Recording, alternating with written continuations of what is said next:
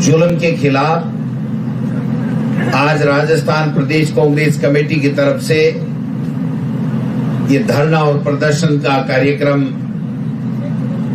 आपको दिया गया। हमारे इस कार्यक्रम में राजस्थान विधानसभा में हमारे नेता प्रतिपक्ष सम्माननीय टीकाराम जूली साहब पधारे हैं। तमाम नेता, विधायक, पूर्व मंत्री, प्रदेश कांग्रेस कमेटी के पदाधिकारी, जिला अध्यक्षगण, अग्रिम संगठनों के अध्यक्षगण, तमाम कार्यकर्ता, पार्षद, पंचायत समिति, जिला परिषद सदस्य, इन सबको प्रदेश कांग्रेस कमेटी की तरफ से बहुत बहुत धन्यवाद कि आप इस धरने प्रदर्शन के कार्यक्रम में पधारे। ये धरना और प्रदर्शन भारतीय जनता पार्टी की दमनकारी नीति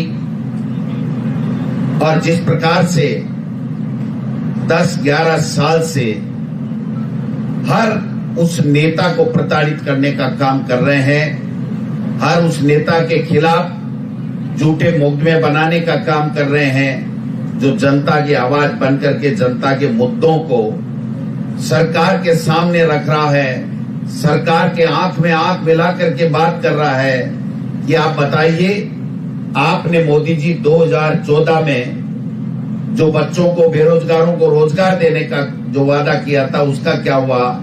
आपने महंगाई कम करने की बात की थी, उसका क्या हुआ? आपने किसानों की आमदनी दुगुनी करने की बात की थी, उसका क्या हुआ? आपने लॉ एंड ऑर्डर की बात की थी, उसका क्या हुआ? आपने जितने वादे किए, काले धन लाने के वादे हों, चाहे 15 लाख प्रति व्यक्ति के खाते में लाने की बात हो, उन तमाम वादों का क्या हुआ? जब पूछने की शुरुआत हुई तो इनकी तरफ से झूठे मुकदमों की शुरुआत होने लग गई। आपने देखा होगा कि जब से मोदी जी आए हैं, एक ही रट लगाए हुए हैं कि मैं इस देश को कांग्रेस मुक्त देश बना दूंगा। वो कांग्रेस मुक्त देश नहीं बना पाए, लेकिन हमारे तमाम उन नेताओं के खिलाफ वो मुकदमे दर्ज करा रहे हैं, ईडी, इनकम टैक्स, सीबीआई भेज रहे हैं, जो इस सरकार से पूछ रहे हैं कि आपने जो वादे किए थे उनका क्या हुआ? लोगों की समस्याओं के समाधान के लिए आप क्या कर रहे हो? इस देश के विकास के लिए क्या कर रहे हो? इस देश में नफरत क्यों फैला रहे हो? इस देश के भाईचारे को क्यों खत्म करना चाहते हो? उन सब लोगों के खिलाफ ये लोग झूठे मुकदमे दर्ज कराने का काम कर रहे हैं। और अब तो हद हो गई, जब जिस परिवार ने इस देश को आजादी के समय अपनी संपत्ति दान दे दी, देश के हित के लिए आनंद भवन दान दे दिया, जिस देश के आजादी के लिए महात्मा गांधी, जो उनकी हत्या हो गई, उन्होंने प्राण न्यौछावर कर दिए इस देश के लिए और आजादी के लिए, जिस नेहरू जी को 9-10 साल तक इस देश की आजादी के लिए जेल में रहना पड़ा, जिस इंदिरा गांधी ने पाकिस्तान के 2 टुकड़े कर दिए, जिस इंदिरा गांधी ने पंजाब से आतंकवाद समाप्त कर दिया, अपने प्राण न्यौछावर कर दिए, शहीद हो गई, लेकिन पीछे मुड़ के नहीं देखा कि इस देश को कोई आंच नहीं आनी चाहिए, मैं रहूं या नहीं रहूं। और अंत में उन्होंने जब शहीद हुई थी उससे पहले कहा था कि मैं कितने दिन जीऊं ये मायना नहीं रखता, लेकिन जब मैं जाऊं तो मेरे खून का एक एक कतरा इस देश के काम आना चाहिए, इस देश की आजादी के लिए काम आना चाहिए, इस देश के विकास के लिए काम आना चाहिए। और इंदिरा जी के जाने के बाद में जब राजीव गांधी जी देश के प्रधानमंत्री बने तो उनको धमकियां मिली, उनको सब इंटेलिजेंस की इनपुट मिला कि आपकी जान को खतरा है। उन्होंने कहा मेरी जान जरूरी नहीं है, ये देश जरूरी है, ये लोकतंत्र जरूरी है, ये विपक्ष जरूरी है।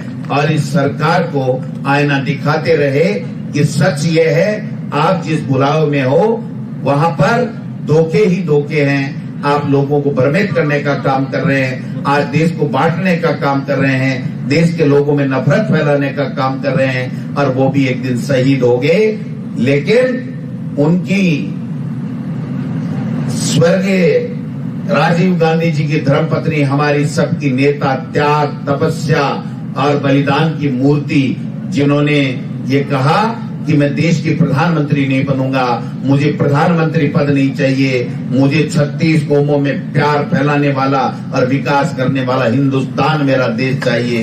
और उनको आप परेशान कर रहे हो। उनका बेटा सोनिया जी का और राजीव जी का बेटा जो निडर होकर के इस सिस्टम से, इस सरकारों से, इस आरएसएस और भारतीय जनता पार्टी की नक्कारा और निकम्मी सरकारों से आंख में आंख मिलाकर के बात कर रहा है, आपने तो हद ही कर दी। उसको पहले बदनाम करने का काम किया, जब बदनाम नहीं हुए और निखर करके आगे, तब तपती आग में सोने की तरह जब निखर करके आगे देश के लोगों में प्यार फैलाने लगे, तो आपने उनकी सदस्यता निरस्त कर दी।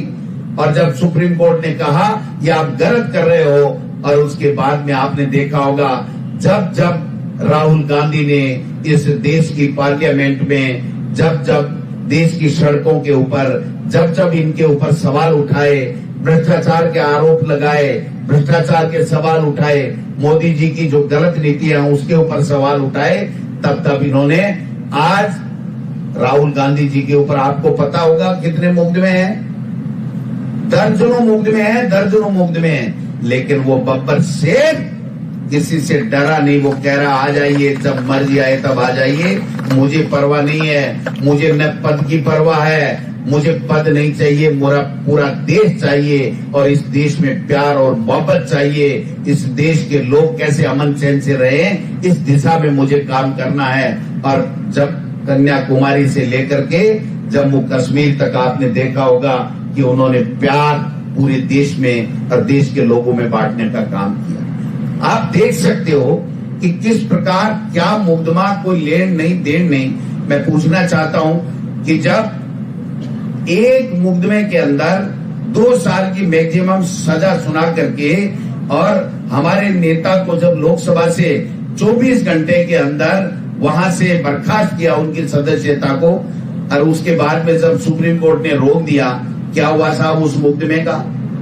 अगर वो मुकदमा सही होता तो आगे चलता, वो दोबारा चुन करके आ गए और इतने वोटों से चुन के आ गए कि मोदी जी नहीं चुने, उससे दुगुनी वोटों से भी ज्यादा से हमारे नेता चुन करके आ गए। अब सवाल पूछने लगे लोग, 10 साल हो गए, 11 साल हो गए, तीसरा टर्म मोदी जी का हो गया, लोग पूछने लगे, जो कुछ अंधे भक्त थे वो भी अब होश में आ गए।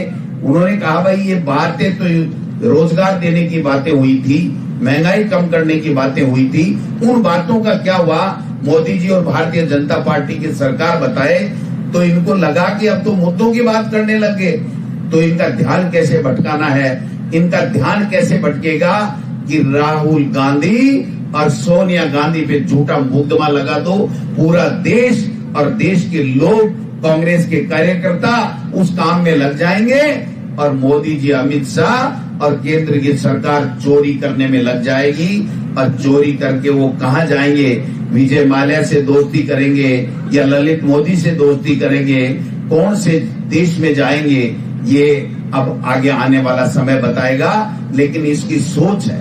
आज 15 महीने से ज्यादा हो गए इस देश के प्रधानमंत्री को बने, तीसरी बार देश का प्रधानमंत्री बना, कभी कोई विजन की बात नहीं, कभी देश में क्या विकास होगा इसकी कोई बात नहीं, देश के नौजवानों का क्या भविष्य होगा उसके ऊपर कोई बात नहीं, महंगाई कैसे कम होगी उसकी कोई बात नहीं, गरीबी रेखा से लोगों को कैसे निकालोगे उसकी कोई बात नहीं है, इंफ्रास्ट्रक्चर की कोई बात नहीं है। और केवल रोजाना कहते हैं, पहले कहते थे कि कांग्रेस पार्टी गांधी परिवार के अलावा अपनी पार्टी का राष्ट्रीय अध्यक्ष बना के बताए तो मैं मान जाऊंगा रे गांधी परिवार और कांग्रेस पार्टी को। कांग्रेस पार्टी के उस शेर ने, राहुल गांधी जी और सोनिया गांधी जी ने कहा हम गांधी परिवार के अलावा भी बनाएंगे, दलित को बनाएंगे, वोट से बनाएंगे। अगर भारतीय जनता पार्टी में हिम्मत है तो चुनाव करा के बता दो। अपने तीसरे कार्यकाल की शुरुआत से पहले भारतीय जनता पार्टी के पार्लियामेंट्री बोर्ड की जो देश का प्रधानमंत्री मीटिंग नहीं करा सकता, डूब के मर जाना चाहिए। ऐसी पार्टी को डूब के मर जाना चाहिए कि उनको विश्वास नहीं रहा कि क्या मेरा चयन होगा या मेरा चयन नहीं होगा। जब 75 साल का नियम लगा करके और आडवाणी जी को घर बैठा दिया, मुरली मनोहर जोशी जी को घर बैठा दिया, हमारी जो स्पीकर थी सुमित्रा, क्या नाम था उनका, सुमित्रा महाजन, उनको घर बैठा दिया, वेंकटैया नायडू जी को घर बैठा दिया।